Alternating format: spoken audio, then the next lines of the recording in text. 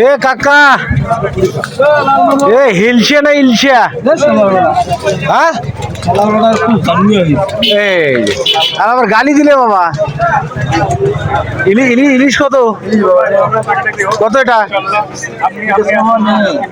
আরে কত বাজার কত ইলিশ বাজার কত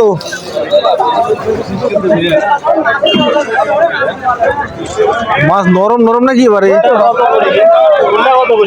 বড়টা 1600 এটা 1300 কত কত ইলিশ কত বেটা এটা 1600 বাবা 1600 1 কেজি মাছ 1600 তাহলে ধান বিক্রি করে কয় মন ধান হিসেব করে ইলিশ মাছ খাবে না তাছাড়া তো